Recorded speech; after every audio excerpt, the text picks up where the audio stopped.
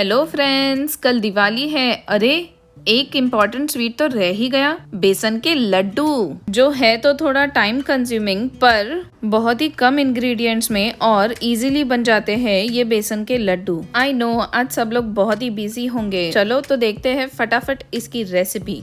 एक कढ़ाई में हाफ कप मेल्टेड घी डालेंगे, जिसमें हम ऐड करेंगे 2 कप दरदरा बेसन का आटा और उसे अच्छी तरीके से मिक्स कर लेंगे। अब इसे मीडियम गैस पे रख के बार बार हिलाते रहेंगे जब तक बेसन का गोल्डन कलर ना बन जाए और उसकी खुशबू न आए, तब तक हम इसे पकाते रहेंगे। अब हम इसमें 1/4 कप घी डाल के हिला लेंगे। इसमें जितना ज्यादा घी रहेगा उतना ही लड्डू सॉफ्ट बनेंगे। लगभग 20 मिनट के बाद मैं इसे ठंडा होने के लिए एक प्लेट में निकाल लूंगी। ये थोड़ा पतला हो चुका है, बट डोंट वरी, जब तक ये ठंडा हो जाएगा और इसमें शक्कर डलेगी तब तक ये गाढ़ा हो जाएगा। अब इसमें 1 छोटा चम्मच इलायची पाउडर डालेंगे और 1 चुटकी नमक डाल के अच्छे से मिक्स कर लेंगे।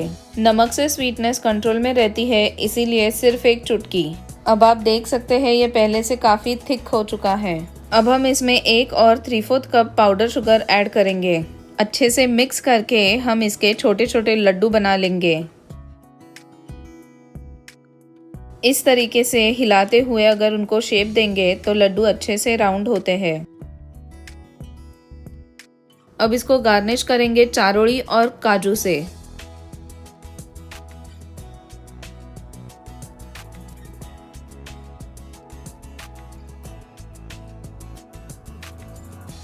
So stay tuned to my channel Modak by Prerna Khere on YouTube.